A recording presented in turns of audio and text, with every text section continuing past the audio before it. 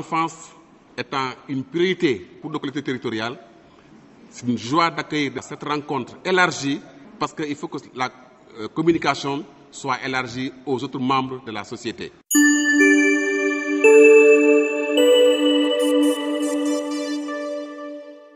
Comité départemental de protection de l'enfant est cet organe fédérateur de tous les acteurs des secteurs publics, privés, communautaires et de la société civile qui interagissent autour de la problématique de la protection de l'enfant dans une circonscription départementale.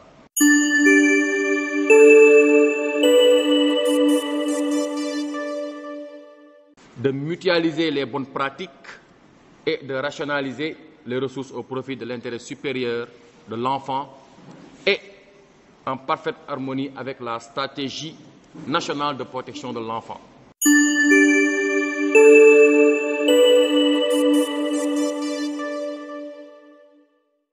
Identifier les différents acteurs locaux de la protection de l'enfance à travers une cartographie, servir de cadre de concertation entre les différents acteurs intervenant dans la protection de l'enfant au niveau du département, s'assurer de la conformité des acteurs aux principes et objectifs de la SNPE, appuyer les initiatives et actions de ses membres, adopter le schéma intégré de protection de l'enfant dans le département et enfin mettre en place un système de suivi-évaluation du SIPE.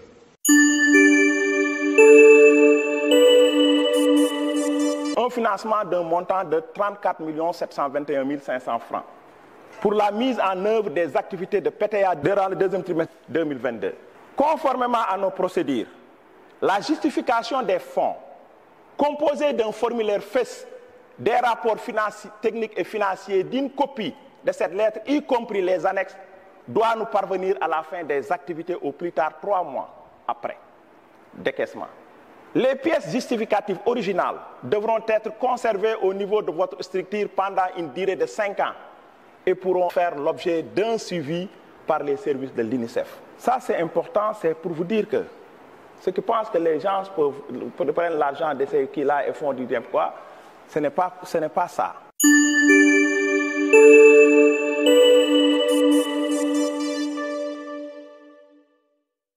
Les activités qui ont été financées, c'est d'abord l'organisation de rencontres de coordination, de planification et de suivi des activités de mise en œuvre. L'organisation de 2 réunions de suivi de la plateforme prévention du CDPE. Organiser 5 sessions de formation regroupant chacune 35 personnes sur le guide de dialogue communautaire en protection de l'enfant et l'ABC de protection des enfants à l'usage des parents dans les communes de Kédougou, Dimboli, Tomboronkoto, Fongolemi et Dindéfelo.